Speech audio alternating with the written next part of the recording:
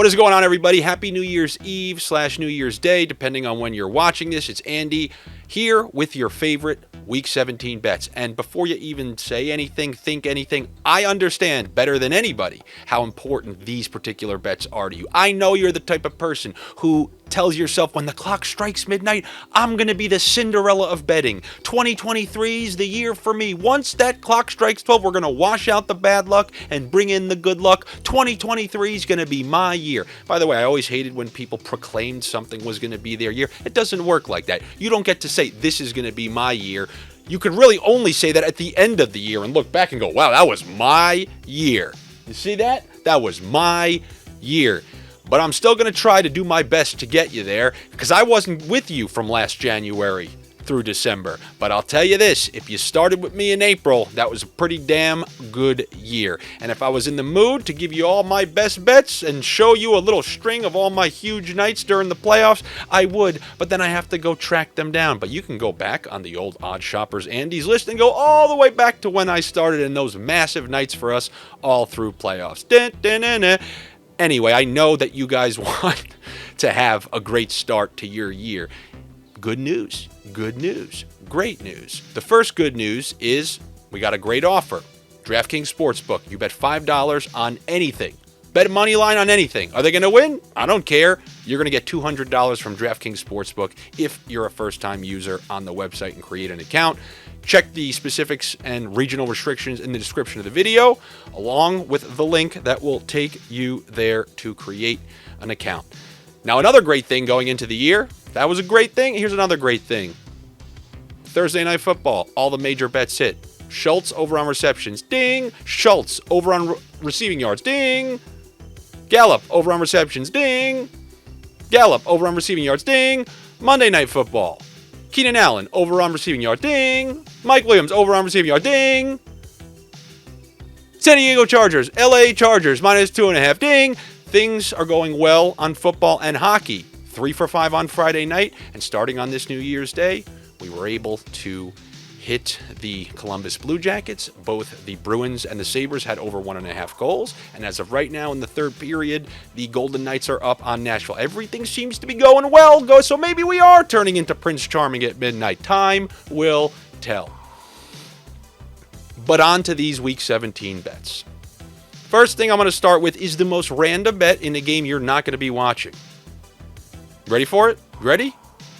Tyler Algier over on rushing yards. They've been utilizing him with Mariota, without Mariota. Now you have Arizona coming in there with their third-string quarterbacks. They weren't able to string first downs together last week. This guy can't throw the ball. So when you're thinking about ample opportunities for Atlanta at home as favorites, I don't see them giving Patterson a ton of work in this, especially considering his age. So I'm going to take the over on Tyler. I still don't know if it's Algier, but you know when you check those props who that is. So give me the over on him.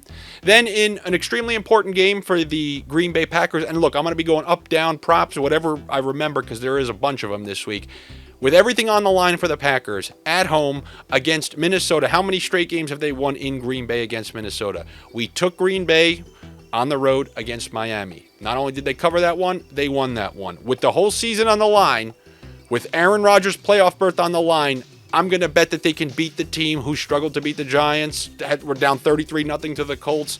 I'm going to pick the Green Bay Packers to win this one. Obviously, it's -3, so there's always a chance of a push, but I'm going to take the over 1.5 touchdown passes for Aaron Rodgers at Lambeau against the division rival. I can't see him throwing a stinker in this one with everything on the line. I think that team's going to be focused. Look for guys like Lazard and Cobb and all the veterans to show up big time for this one. So I'm going to take the Packers -3 and the over 1.5 touchdowns for Aaron Rodgers in that one. I'm going to go to a reliable one these last couple of weeks. I understand bad luck kept us from getting it, but the week before that, we hit it by the end of the first half. Once again, Mike Evans receiving yards in the 50s. I'm going to take the over on Mike Evans receiving yards. I'm going to take the over on Courtland Sutton receiving yards because when you got your coach being fired and you're playing against a team you're, 12, 13-point underdogs against, you obviously are going to have to throw to keep up. So I'm going to take the over on Courtland Sutton receiving yards. There's no Greg Dulcich. They put him on the IR. Russell Wilson, forget about Russell Wilson. You fire your coach, your team usually gives you more, especially after an embarrassing loss.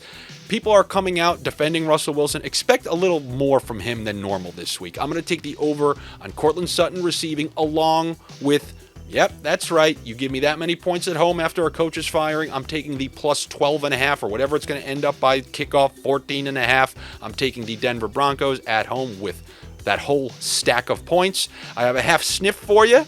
This is a half sniff.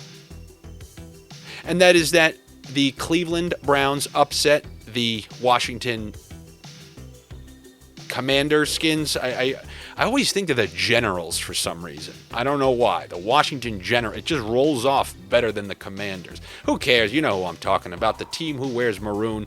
I'm going to take Cleveland to actually upset them in this one. They got Carson Wentz back in there. He played with house money last week against the Niners. Always easy to make completions and do well when it's in relief. But when you start that game and you're expected to win, we've seen what Wentz can do in very winnable games. I will take Cleveland in that one. Next up, we got the New England Patriots hosting the Miami Dolphins. Spread is 2.5. Forget about everything that's going on. What if I were to tell you, I hate to sound like the opening of one of those 30 for 30s. What if I told you at any point throughout the year that the Miami Dolphins were on a 4-game losing streak? They have their backup quarterback in going to face Bill Belichick, and the spread is under a field goal. You're going to be happy to take Bill Belichick. I'm going to be happy to take the Patriots. I'm going to take them minus 2.5. It might not be easy. I expect a ton of running, and I expect the Patriots to come out and win this one. Anytime you fully count them out after a couple of bad games, they usually come back and win in a game that you least expected them to win, even though that's not this game. They are favored in it. But I think the majority of people are probably 50-50 on this one. I'm going to go with the Patriots minus 2.5. Then there's a useless game. It technically doesn't count because next week, Jacksonville's going to play Tennessee for the division. We'll see how long Jacksonville throws everybody out there. But I'm going to take the over on Brandon Cooks receiving yards on a game indoor against a division team where when the result of the game doesn't matter for either teams, I always think it's ruckus. Just do this play, run that play, throw it. And this might be one of those ridiculous 41-38 games. Or not. Maybe it is a 10-7. But it doesn't even matter if it was week 2, 5, 7. If I were to show you this low total for Brandon Cooks, you'd take it. We've taken the over on Cooks a couple times this year. When they drop it this low, we have to hit the over, and that's exactly what I'm doing. I'm taking the over on Brandon Cooks receiving yards. And then in a game that does matter, we have the Eagles hosting the Saints. Saints are fighting for their lives in that division, and the Eagles are still vying for that 1 seed.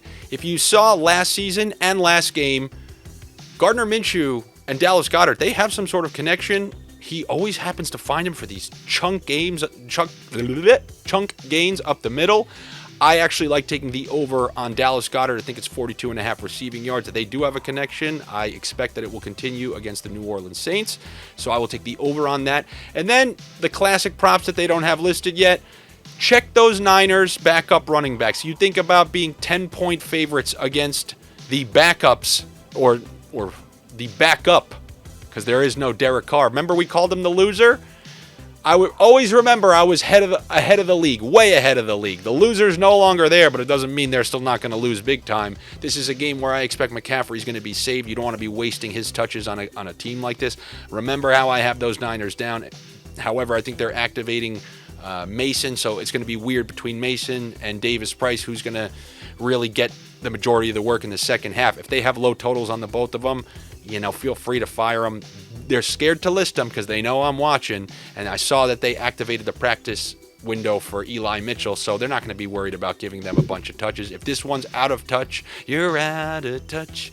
If this one's out of reach, not out of touch, then expect a heavy dose of those Niners backup running backs in the second half, so I'll take the over on them, especially if you can live bet that. You know how many places, DraftKings Sportsbook, FanDuel Sportsbook, they give you the live props. If you see the Niners have a big lead going into half, even a 10-point, 13-point lead, you fire up those low overs on the backup running backs if they list them for you. It's almost perfect because you know McCaffrey's going to get those early touches. If anything, I mean, you can't do that. I don't think you can take first half touches for somebody like that. But I actually would take the under on carries for Christian McCaffrey. We lost that one last week because once it was out of touch, why do I keep saying touch? Out of reach, they stopped giving him the carries. And I would expect something similar to happen this week. Those are the bets that I got for you guys. Week 17. I hope your New Year's starts off like Happy New Year to you. Better New Year to me. I will be back with you guys tomorrow for Monday Night Football. The last Monday Night Football of the season, and they finally gave us a great one. I will talk to you then.